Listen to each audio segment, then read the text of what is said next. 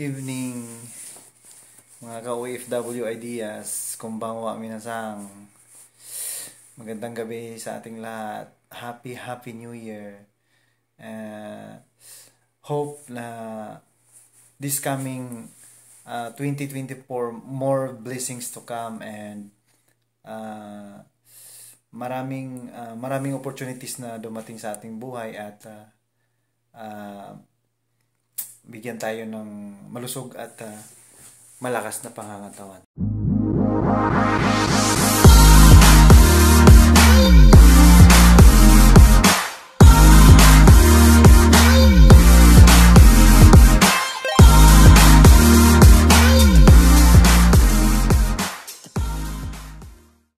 Mga ka-OFW ideas, konbanwa minasang.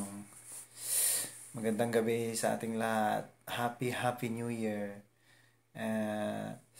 Hope na this coming 2024, more blessings to come, and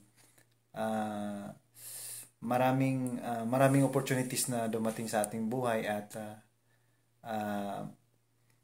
bigyan tayo ng malusog at malakas na pangangatawan. So for today's video guys, gusto ko lang i-share sa inyo na medyo malungkot ako dahil nag-iisa ako ngayon, kasi yung kasama kong Pilipino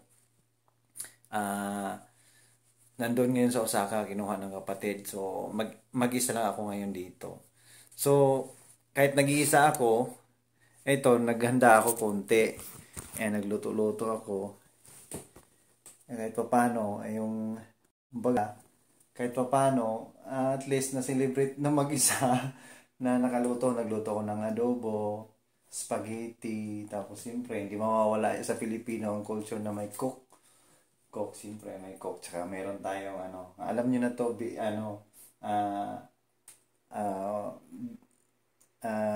na 5 tawag din eh, 5% lang na alcohol, 5% na alcohol.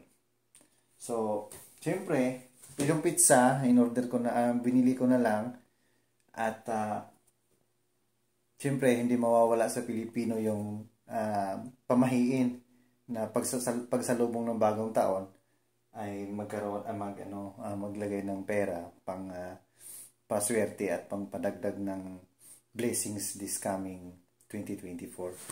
So ayan guys. So ngayon kasi mag-isa lang ako, siyempre malungkot, kaya i-house tour ko kayo. So ito guys, yung kwarto ng kasama kong Pilipino, pero wala siya ngayon, nandun siya sa sa Osaka, kinuha ng kapatid. So ito yung TV namin, at yung gamit namin, yung appliances namin. So ito yung kwarto ko.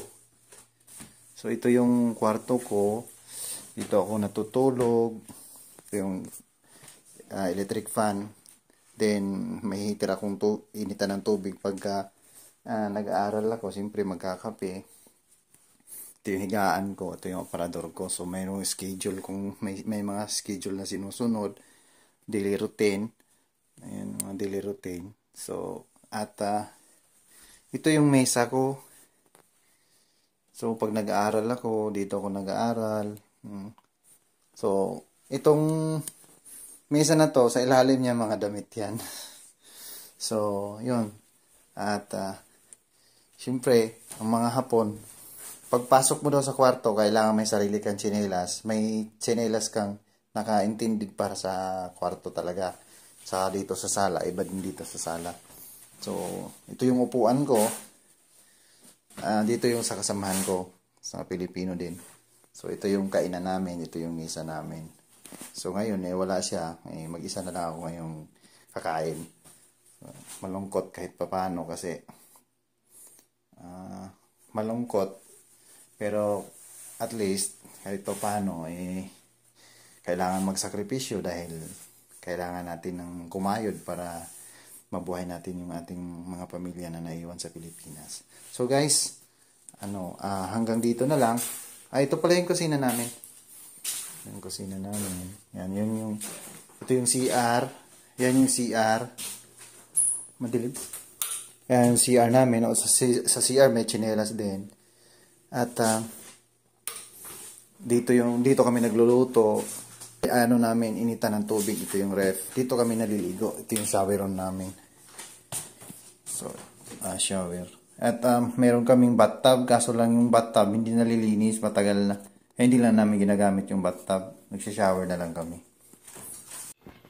So, guys, maraming salamat. At hanggang dito na lang muna.